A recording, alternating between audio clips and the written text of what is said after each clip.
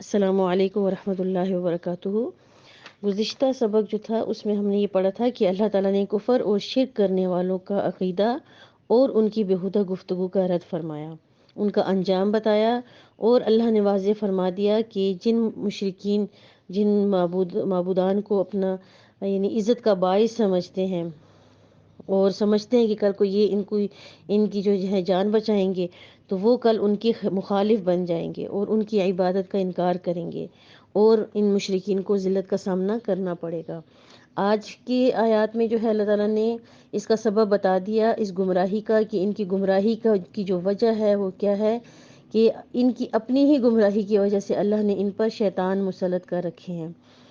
अलम तरा अन्ना अरसलना शयातीन अलल काफिरीन, कि ए पैगंबर क्या आपने देखा नहीं कि बेशक हमने काफिरों पर शैतानों को मुसल्लत कर रखा है।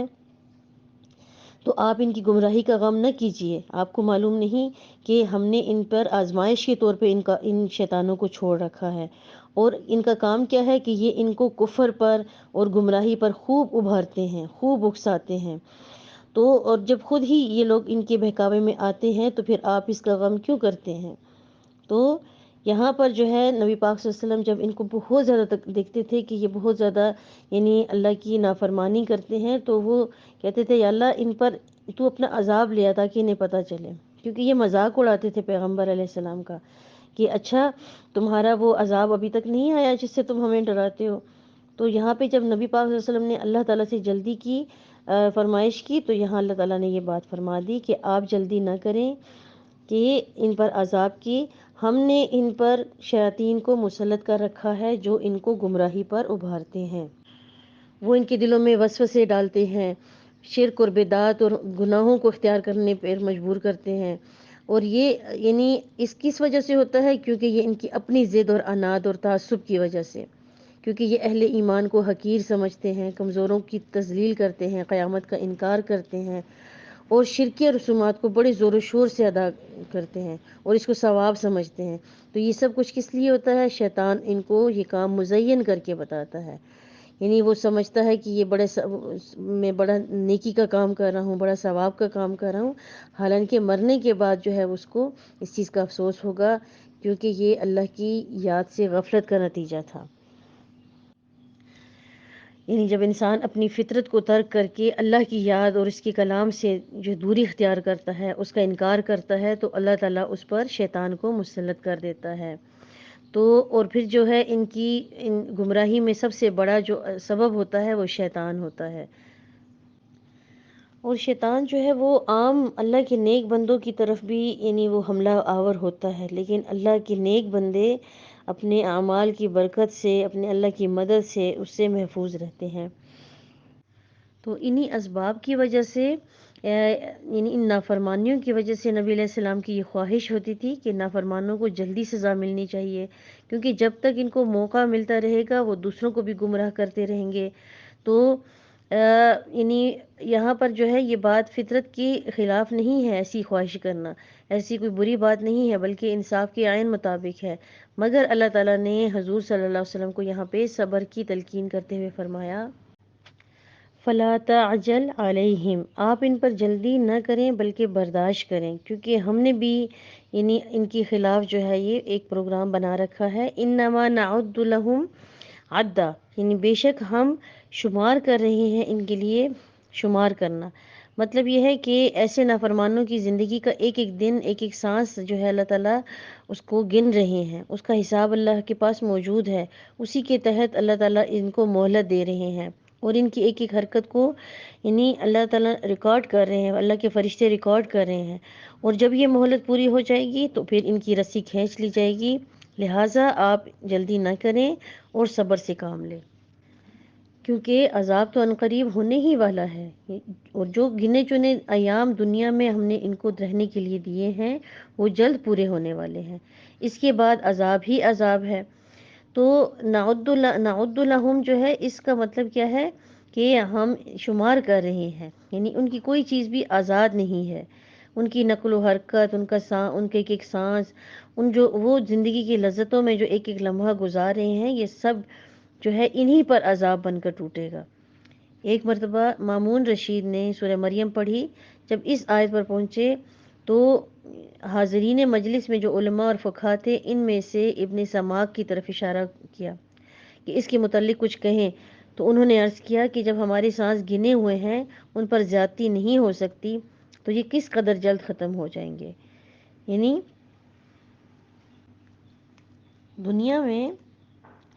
دنیا اور اس کی جو لذت ہے اس پر وہ شخص کیسے مگن اور بے فکر ہو سکتا ہے کہ جس کے الفاظ، جس کے سانس گنے جا رہے ہوں. تو یہ کتنی پریشانی والی بات ہے.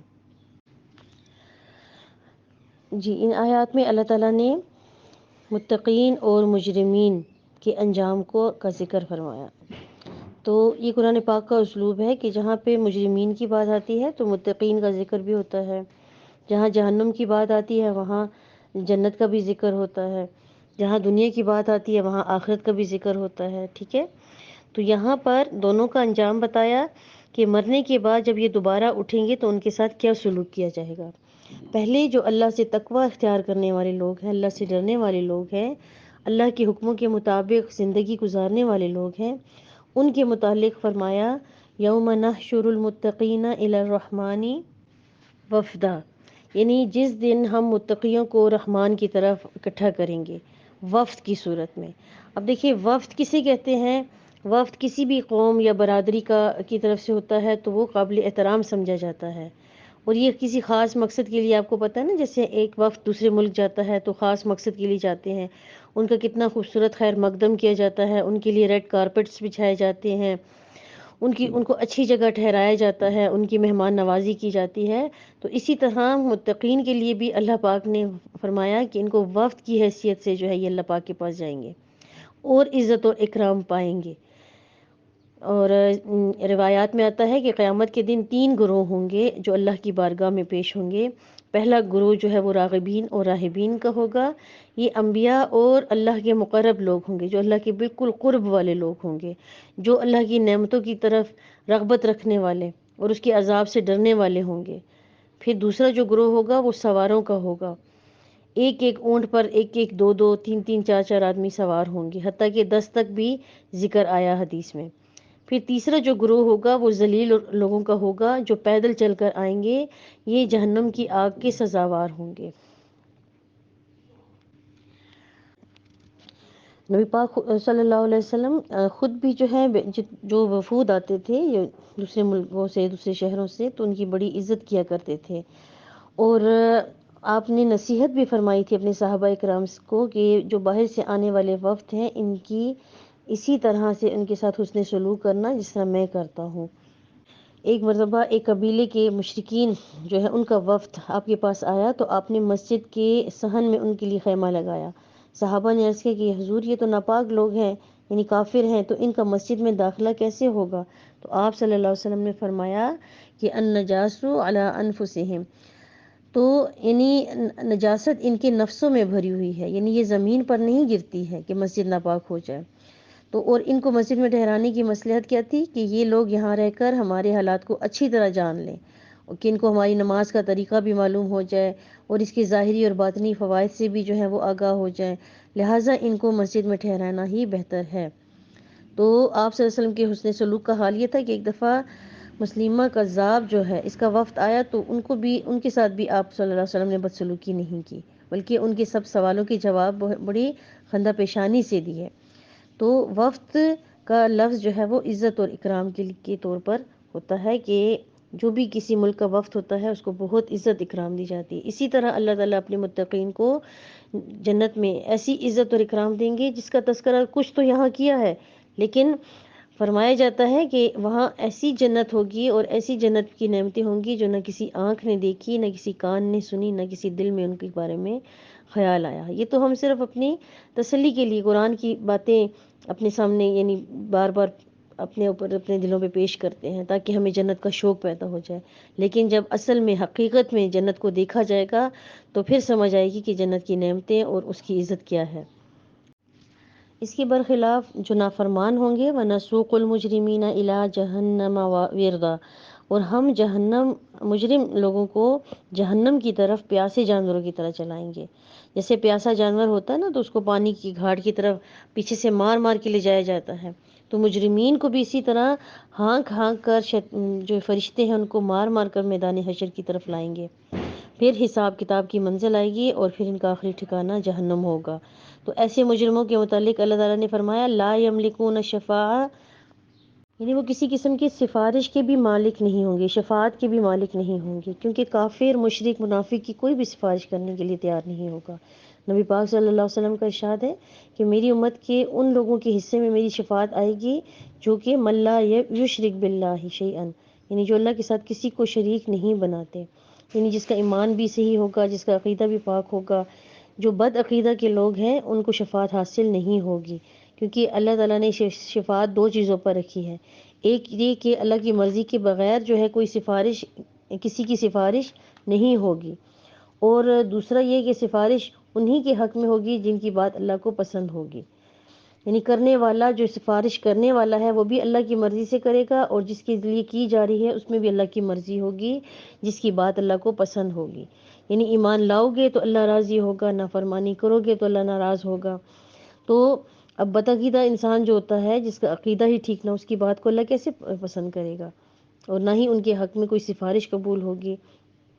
تو سفارش کا سارا اختیار کس کے پاس ہے؟ اللہ کے پاس ہے. نبی، ملائکہ، مقربین اس کی اجازت کے بغیر سفارش نہیں کر سکتے.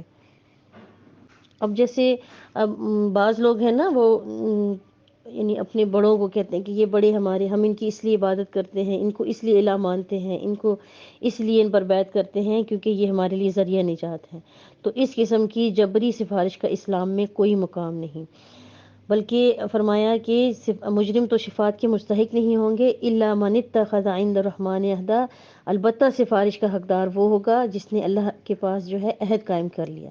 عہد قائم کرنے کا مطلب یہ ہے کہ توحید اور رسالت کے عقیدے پر پختہ یقین رکھے گا، اللہ تعالیٰ اس کو ضرور جنت میں پہنچائے گا. یہی اس کا عہد ہے، اسی کے حق میں سفارش ہوگی اور وہی نجات پائے گا.